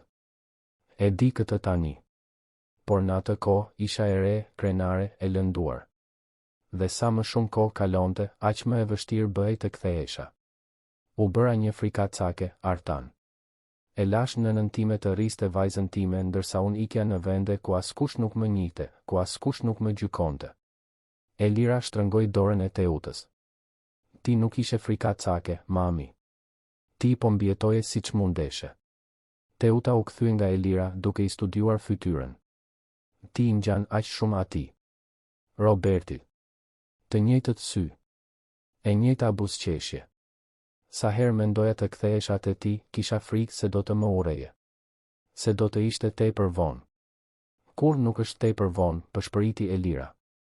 Ato qëndruan në heshtje për një moment, vetëm duke mbajtur duart e njëra tjetrës. Më në fund, Teuta foli përsëri. Kur gjyshja jote ndërroi jetë, e mora vesh. Një e njohur më telefonoi për të më lajmëruar. Doja aq shumë të vija në varrim, por nuk pata guxim. Mora vesh se ti kishe shkuar të jetoje në një strehimore. Kjo më shkatërroi. Por në kokën time të shtrembëruar, mendova se do të ishe më mirë pa mua. Se unë do të sillja vetëm më shumë dhimbje. Ti e kishe gabim, tha Elira, lotët i rridhnin. Unë kisha nevojë për ty, gjithmonë kam pasur nevojë. Teuta filloi të qante më fort, supet e saj të holla dridheshin. E di dhe pendohem çdo ditë. Kur zbulova se isha sëmur 2 vjet më parë, gjëja e parë që mendova ishte ti u përpoqja të kërkoja, por të humba gjurmën. Ti ishe shpërngulur, kishe ndryshuar emrin kur u martove. Nuk munda të gjeja. Elira mori frym thellë. U martova e re. Martesa nuk shkoi mirë. U ktheva të përdorja mbiemrin Deda. Dhe pastaj lindi Bora dhe gjithçka që doja ishte të isha një nën më e mirë se ajo ndaloi, se sa mendoja se kishe qenë ti. Teuta mbylli syt përsëri. Ti je një nën e mrekullueshme. Mund ta shoh këtë. Dhe Bora, besa ime. Mund ta njoh? Elira fshiu lotët. Sigurisht. Ajo është me Fatimen në vil. Do ta sjell nesër. Teuta buzëqeshi, një buzëqeshje e dobët por e sinqertë. Kam një mbes. Nuk mund ta besoj se kam një mbes. Në ditët në vijim, Elira dhe Artani kaluan çdo moment të lirë në institucion me Teutën. Bora u çua për të takuar gjyshen dhe lidhja mes tyre ishte e menjëhershme. Bora, me ëmbëlsinë e saj natyrale, nuk kishte barrat emocionale të rriturve. Ajo thjesht e deshi Teutën, u ul pranë saj, i tregoi histori, vizatoi figura për të zbukuruar dhomën. Teuta, pavarësisht dobësisë fizike, dukej se u ringjall pak. Sytë e saj fituan një shkëlqim që nuk e kishin më parë. Ajo qeshte me historitë e Borës, emocionoi me çdo vizatim, çdo buzëqeshje të vajzës. Artani solli foto të vjetra, albume familjare. Ai dhe Teuta kalonin orë të tëra duke kujtuar fëmijërinë, momentet e lumtura para se gjithçka të shembej. Ata qanë së bashku, qeshën së bashku dhe ngadalë filluan të shëronin plagët e dekadave të ndarjes. Ishte gjatë një prej këtyre pasditeve që Valbona u shfaq në institucion. Elira ishte vetëm me Teutën kur asistentja hyri në dhomë. Ajo dukej në siklet, nervoze. Valbona, tha Elira, e habitur. Çfarë po bën këtu? Valbona shikoi Teutën, pastaj Elirën. Erdha të kërkoj falje. Elira mbeti gojë hapur. Valbona vazhdoi, zëri i ulët. Unë e kisha gabim. Për gjithçka. Për ty, për qëllimet e tua. Zoti Artan më bëri të shoh se sa e padrejt po tregohesha. Dhe, ajo ndaloi, egoiste. Teuta, e cila kishte qëndruar e qetë, foli me zërin e saj të dobët. Ti e Valbona që kujdeset për vëllain tim? Po, zonja Teuta, u përgjigj Valbona. Punoj për të prej shumë vitesh. Teuta buzëqeshi. Atëherë ti je e rëndësishme për të. Dhe kushto që është i rëndësishëm për Artanin është i mirë pritur në familjen tonë. Valbona ndjeu lotët t'i digjnin në sy. Faleminderit. Unë kisha frikë se mos humbisja vendin tim. Se mos nuk isha më e nevojshme. Elira u ngrit dhe, për habin e të dyjave, përqafoi Valbonën. Ti gjithmonë do të jesh e nevojshme. Artani të do si familje. Dhe ne gjithashtu mundemi, nëse na lejon. Valbona e përqafoi Elirën dhe për herë të parë që kur u njohën, pati një armëpushim të vërtet mes tyre. Në javët në vijim, Teuta filloi të përkeqësohej. Mjekët ishin të qartë, nuk kishte më asgjë për të bërë. Ishte çështje kohe. Artani, duke përdorur burimet e tij, solli specialistët më të mirë, por të gjithë konfirmuan të njëjtën gjë. Teuta ishte në fazën terminale. Elira e përballoi këtë realitet siç mundi. Kaloi çdo moment të disponueshëm me Teutën. Biseduan për gjithçka. Teuta tregoi histori për Robertin, se si u njohën, për ëndrat që kishin së bashku. Elira foli për Borën, për vështirësitë që hasi, se si arriti deri aty. Dhe pak nga pak, hidhërimi dhe pakënaqësia u zëvendësuan nga mirëkuptimi dhe dashuria. Elira kuptoi se Teuta kishte bërë më të mirën që mundi në rrethanat e pamundura ku ndodhej. Dhe Teuta pa se Elira ishte bërë një grua e fortë, guximtare, një nënë e jashtëzakonshme, pavarësisht të gjitha vështirësive. Ishte në një natë të qetë shtatori që Elira mori telefonatën që i frikësoi. Teuta ishte përkeqësuar ndjeshëm. Infermierja sugjeroi që ajo të shkonte menjëherë. Elira, Artani dhe Bora mbërritën në institucion pak pas mesnate. Teuta ishte e vetëdijshme, por qartësisht shumë e dobët. Ajo buzëqeshi kur i pa të hynin. E gjithë familja ime këtu, përshpëriti ajo. Çfarë dhurate? Elira u ul pranë krevatit duke mbajtur dorën e Teutës. Bora u ngjit në krevat me kujdes dhe u struk pranë gjyshes. Artani qëndroi në anën tjetër duke mbajtur gjithashtu dorën e motrës. Teuta shikoi secilin prej tyre. Elira, bia ime e fortë dhe guximtare. Më fal që nuk isha nëna që ti meritoje. Ti je nëna që unë kam, tha Elira, lotët I rrivnin. Dhe unë të fal. Të fal dhe të dua.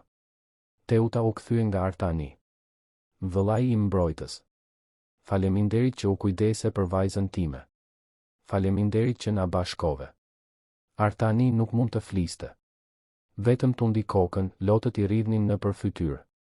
Më në fund, Teuta shikoi Borën. Dhe ti, besa ime e bukur. Vazhdo të jesh kjo dritë. Vazhdo të përhapësh gëzim kudo që të shkosh. Bora, pa e kuptuar plotësisht se çfarë po ndodhte, përqafoi Teutën. Të dua, gjyshe. Teuta mbylli syt, një buzëqeshje në buzë. Edhe unë të dua, engjëlli im. Ju dua të gjithëve. Ata qëndruan kështu, të bashkuar, një familje më në fund e plot, ndërsa Teuta flinte për herë të fundit. Ishte e qetë, pa dhimbje.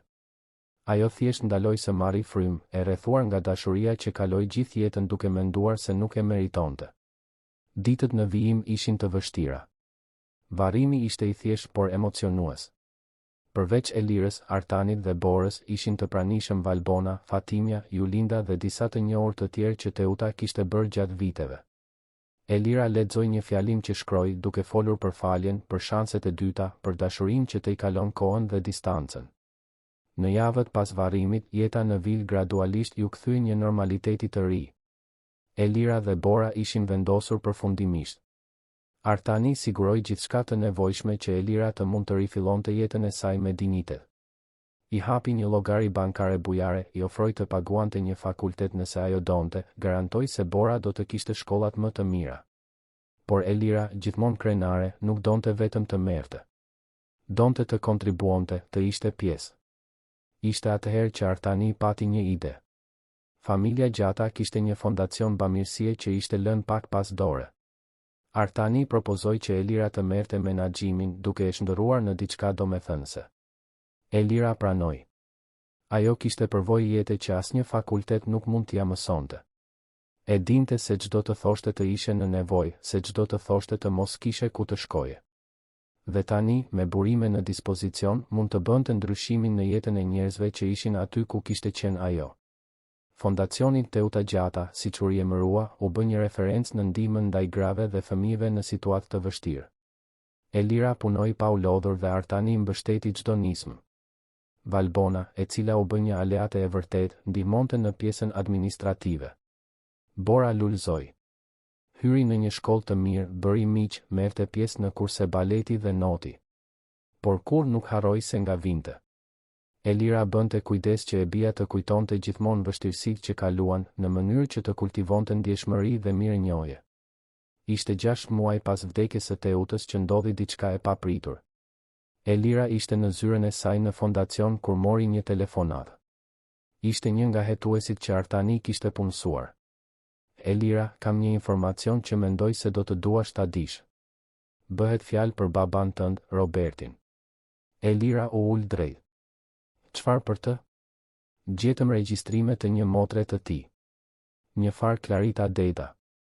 Ajo është ende gjallë, jeton në Vlorë. Mendova se do të doje ta dije. Elira mezi e besoi. Kishte një teze. Një teze gjaku nga familja e babait të saj. Menjëherë caktoi një takim me Claritën. Gruaja që hapi derën e shtëpisë së thjeshtë në Vlorë ishte rreth 60 vjeç. Ajo shikoi Elirën dhe u zbe. Ti je njësoj si Roberti, përshpëriti. Elira buzëqeshi. Unë jam Elira. Jam vajza e tij. Clarita filloi të qante. E dija se ai kishte një vajzë, por kur nuk munda të gjeja. Pasi ai iku, Teuta u zhduk dhe të mori me vete. Kërkova për vite me radhë. Elira hyri në shtëpi dhe ato biseduan për orë të tëra. Clarita solli foto të Robertit, tregoi histori për të. Tregoi se ai ishte një njeri I mirë, punëtor, ëndërrimtar. Se e donte Teutën me një intensitet që të frikësonte. Se ishte jashtëzakonisht i emocionuar për ardhjen e fëmijës. Ai do të kishte qenë një baba i mrekullueshëm, tha Clarita, duke fshirë lotët. Vdiq shumë i ri, para se të kishte shansin të njihte.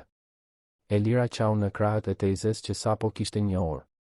Qau për baban që nuk e pati kur, për historik që nuk i dëgjoi kur drejt për drejt prej tij, për dashurinë që u ndërprenga. Tragjedia. Por gjithashtu buzëqeshi. Sepse tani kishte më shumë familje. Kishte Artanin, kishte Claritën, kishte rënjë që më në fund shkonin përtej saj dhe Borës.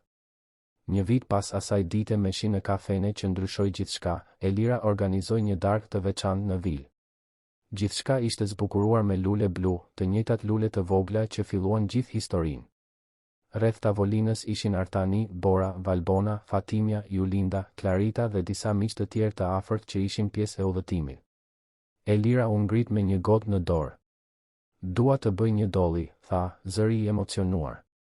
Një vit më parë, unë dhe Bora ishim të humbura, pa çati, pa shpresë. Dhe pastaj, për një mrekulli, për rastësi të pamundura, ose ndoshta për fat, ju gjetëm ju. Gjetëm familje.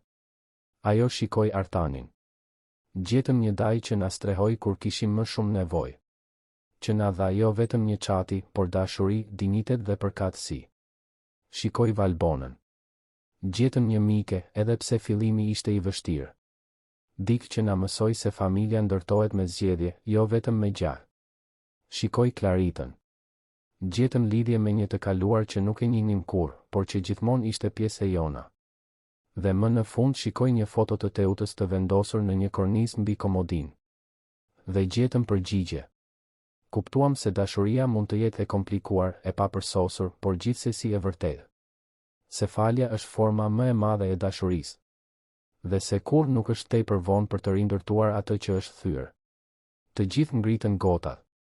Për Teutën, tha Artani, zëri i fortë. Për gruan guximtare që i dha jetë Elirës dhe që, edhe nga larg, nuk pushoi kur së dashuruari. Për Teutën, përsëritën të gjithë. Bora, e ulur pranë Elirës, tërhoqi mëngën e së ëmës. Mami, pëshpëriti, jemi të lumtur tani. Elira mori të bien në krah dhe e përqafoi fort. Po, dashuria ime. Jemi shumë të lumtur. Dhe ndërsa shikonte rreth tavolinës duke parë të gjitha ato fytyra të buzëqeshura, Elira kuptoi se ishte e vërtetë. Ajo kishte kaluar braktisje, varfëri, dëshpërim. Kishte mbajtur hidhërime dhe pakënaqësi. Por në fund gjeti diçka që vlen më shumë se çdo pasuri materiale, gjeti familje, gjeti dashuri, gjeti vendin e saj në bollë. Udhëtimi kishte qenë i dhimbshëm, plot lodh dhe zbulime të vështira. Por çdo hap, çdo zbulim, çdo moment dhimbjeje, çoi në këtë çast të përsosur. Në këtë ndjenjë të qenit më në fund në shtëpi. Muaj më vonë, në një mëngjes me diell, Elira ishte në kopshtin e vilës duke vëzhguar Borën të luante. Vajza ishte ndryshe nga fëmia i frikësuar dhe i dridhur nga i ftohti i asaj dite në kafene. Tani qeshte me zë të lartë, vraponte e lirë, pa peshat që mbante më parë. Artani u afrua me karrocën e tij, duke ndaluar pranë Elirës. Për çfarë po mendon? Elira buzëqeshi. Po mendoj se sa e çuditshme është jeta. Si një moment mund të ndryshojë gjithçka. Po të mos kishte rënë shi atë ditë, po të mos kishim hyrë në atë kafene, po të mos e kishte parë Bora atë lule të vogël në tort, besoj se disa gjëra janë fat, tha Artani. Ju duhej të na gjeni. Teuta, në një farë mënyre, na bashkoi. Elira u pajtua. Ajo na ktheu te njëri tjetri. Edhe pse nuk është më këtu, ajo e bëri këtë. Artani qëndroi i qetë për një moment. Elira, kam diçka për ty. I zgjati një zarf. Elira e hapi. Brenda kishte dokumente ligjore. I lexoi shpejt dhe syt ju zgurdulluan. Artan, kjo është një pjesë e trashëgimisë që duhej të ishte e Teutës, e plotësoi ai. Tani është e jotja. Dhe e Borës. Kjo është e drejtë. Elira filloi të qante. Artan, nuk ka nevojë ta bësh këtë. Ai i mbajti dorën. Ka nevojë. Ti je mbesa ime. Bora është stërmbesa ime. Ju jeni familja ime. Dhe familja kujdeset për njëri tjetrin. Elira përqafoi Artanin, diçka që e bënin shpesh tani. Faleminderit. Për gjithçka. Mos falëndero, tha ai. Ju më kthyet diçka që mendoja se e kisha humbur përgjithmonë. Më kthyet një pjesë të motrës sime. Më kthyet qëllimin. Dhe ishte e vërtetë. Artani ishte ndryshe. Burri i ftohtë dhe i izoluar që Elira njohu në kafene nuk ekzistonte më. Tani ai buzëqeshte me lehtësi, merrte pjesë në jetën e Borës, ishte i përfshirë në projektet e fondacionit. Prania e tyre kishte sjell jetë në atë vilë që më parë ishte vetëm një burg i ardh. Atë natë, kur Bora tashmë flinte dhe shtëpia ishte e heshtur, Elira shkoi në dhomën e saj dhe hapi sirtarin e komodinës. Nga brenda, nxori ditarin e Teutës. E hapi në faqen e fundit të shkruar dhe lexoi përsëri fjalët që nëna e saj kishte lënë.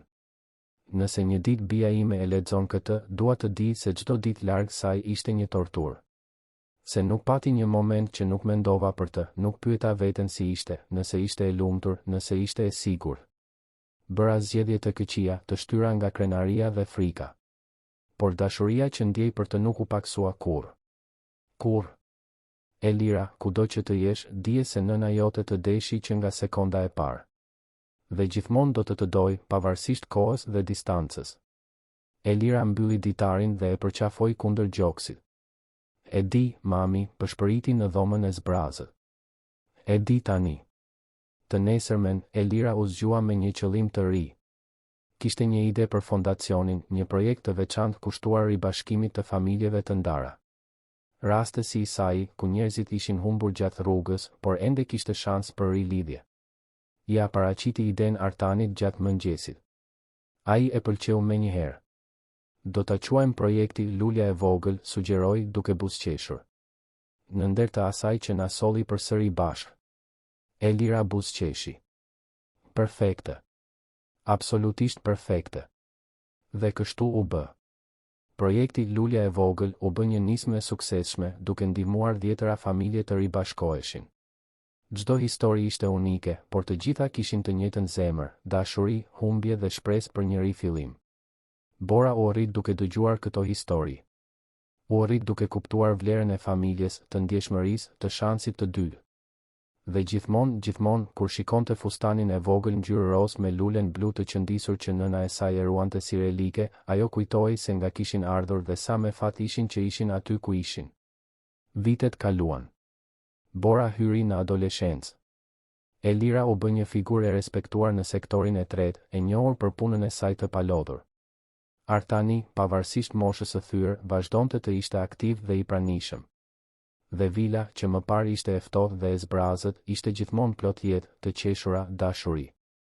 Në një ditëlindje të Artanit, tashmë disa vite më vonë, Elira përgatiti një surprizë.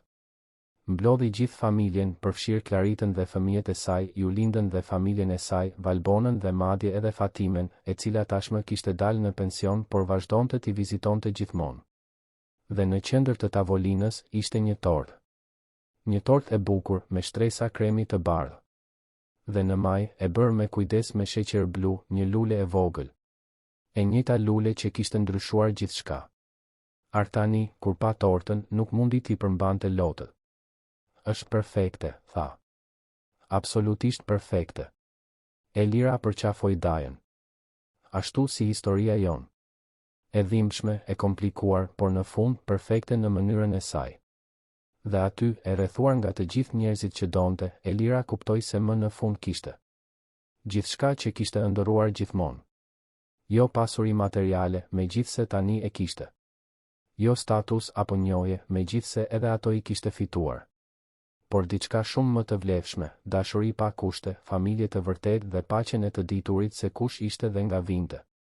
Udhëtimi që filloi në një pasdite me shi, me një nën të dëshpëruar dhe një vajzë që dridhej nga i ftohti, përfundoi në një sallon plot dritë, të qeshura dhe përqafime.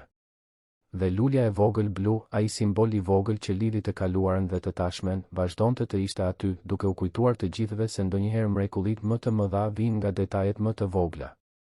Bora, tani një adoleshente e bukur dhe me vetbesim, ngriti gotën e saj me lëngë. Dua të bëj një dolli, tha, zëri i saj i qartë dhe i fortë. Për nënën time, gruan më guximtare që njoh. Për dajen Artan që na dha një familje. Dhe për gjyshe Teutën, e cila edhe pse nuk është këtu, na solli të gjithëve bashkë. Elira ndjeu lotët të rrivnin, por këtë herë ishin lot gëzimi të pastër. Shikoi rreth tavolinës duke parë çdo fytyrë të dashur dhe zemra e saj ishte aq e mbushur sa dukej se do të shpërthente. Për Teutën, thanë të gjithë së bashku, duke ngritur gotat. Dhe në atë moment, Elira u betua se ndjeu një prani të butë, si një përqafim i padukshëm. Zgjodhi të besonte se ishte Teuta, duke vëzhguar nga kudo që ishte, duke buzëqeshur kur pase e bija dhe mbesa e saj ishin më në fund të lumtura, më në fund të sigurta, më në fund në shtëpi. Jeta u kishte dhënë shanse të dyta. U kishte dhënë përgjigje për pyetje të vjetra dhe të dhimbshme. U kishte dhënë falje kur kishin më shumë nevojë. Dhe më e rëndësishmja, u kishte dhënë njëri tjetrin. Dhe ndërsa festa vazhdonte me muzikë, kërcime dhe të qeshura që i bënin njehon mureve të asaj vile që më parë ishte kaq e heshtur, Elira mbylli syt për një moment dhe thjesht ndjeu. Ndjeu mirënjohje, ndjeu dashuri, ndjeu paqe. Ndjeu se, pas një jete të tërë duke kërkuar, ajo më në fund kishte gjetur vendin e saj në boll. Historia e lules së vogël blu ishte një histori humbjeje dhe gjetjeje, hidhërimi dhe faljeje, ndarjeje dhe ribashkimi. Ishte një histori se si dashuria, edhe e papërsosur, edhe e largët, nuk vdes kur vërtet. Dhe se si kur nuk është tepër vonë për t'u kthyer në shtëpi.